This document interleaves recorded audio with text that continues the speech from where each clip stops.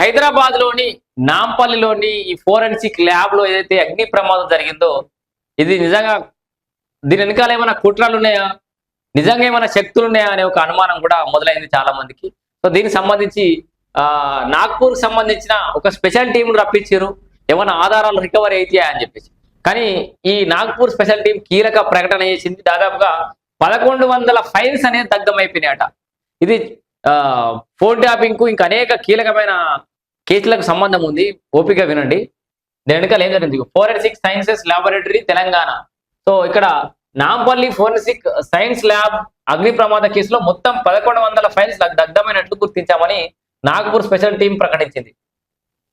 మరి దీంట్లో ఎంతో విలువైన ముఖ్యమైన సమాచారం ఉంటుందల్లా, అది దగ్ధమైపోయింది, రికవరీ చేయలేమంటారు. మళ్ళా వాళ్ళ మీద అదేంటి కేసులు బనాయించడం, మళ్ళా వాళ్ళని కస్టడీలోకి తీసుకోవడం, మళ్ళా వాళ్ళ ఆధారాలు సేకరించడం, అన్ని కేసులలో సాధ్యమవుతుందా? అవతలోడుకుంటాడా? యోధుడ్రి దగ్ధమైన ఫైల్స్ ను రికవరీకి ప్రయత్నించామని, డేటా రికవరీ చేయడం సాధ్యం కాదని తేల్చేసింది.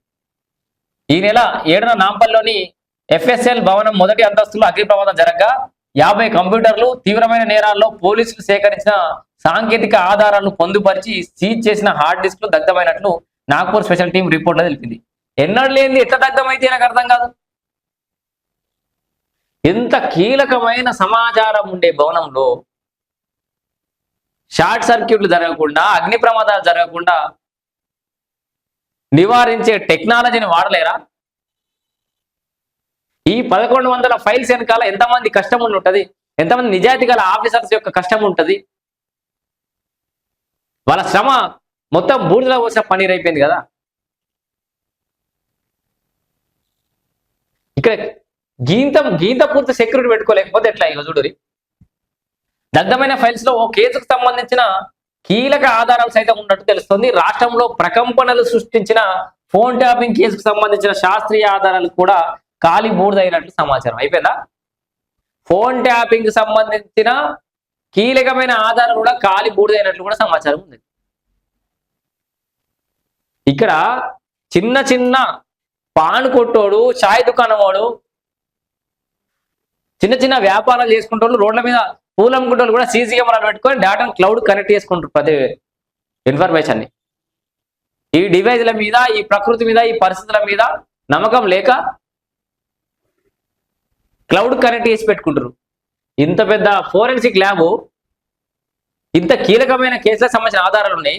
మీరు హార్డ్ డిస్కులు, హార్డ్ కాపీలు గల్లు ఎందుకు పెట్టి లాగేయాలి? వాటితో పాటు సాఫ్ట్ కాపీలు మెయింటైన్ చేయొచ్చు కదండి. మంచి సర్వర్ల సేవ్ చేయొచ్చు కదా. హై సెక్యూరిటీ ఇచ్చి ఎక్కడో ఒక దగ్గర క్లౌడ్ లో సేవ్ చేసుకోవచ్చు కదా. అట్లాంటి పరిస్థితులు నిజంగా, అట్లాంటి టెక్నాలజీ కానీ అట్లాంటి పరిస్థితులు లేవా ప్రభుత్వం దగ్గర, డిపార్ట్మెంట్ల దగ్గర? 1100 ఫైల్స్ దగ్ధమైన అంటే దాంట్లో ఎంతమంది నేరస్తులు, ఎన్ని డిపార్ట్మెంట్లు పాపం ఈ కేసుల కోసం కష్టపడి ఉంటారు, ఎంతమంది నిజాయితీ గల పోలీసులు వీళ్ళ జీవితాన్ని దారం పోసి ఉంటారు దీనికోసం. ఇప్పుడు ఈ ఫోన్ ట్యాపింగ్ రాష్ట్రంలో ప్రకంపనలు సృష్టించింది నిజంగానే. ఈ ఫోన్ ట్యాపింగ్ సంబంధించిన కేసు ఫైల్ కూడా అలా రాలిపోతే ఒక రకంగా మేము కూడా అందరం బాధ్యులం అన్నట్టు. ఈ ఫోన్ ట్యాపింగ్ సంబంధించి ఆ బీఆర్ఎస్ అధికారం అయినప్పటి నుంచి, కాంగ్రెస్ అధికారం వచ్చినప్పటి నుంచి తెల్లారులైతే ఫోన్ ట్యాపింగ్ అని వార్తలు రాసిన వాళ్ళు, సేకరించిన వాళ్ళు, చదివిన మేము, ఇన్న జనాలు ఇలా తెడిగోవాలి. ఇంత నిర్లక్ష్యమా? ఇది మొత్తానికి అయితే చాలా కీలకమైన నిందితులకు సంబంధించిన ఆధారాలన్నీ కూడా ఖాళీ బూడిదైపోయినాయట. దీని మీద మీరే కామెంట్ చేయండి.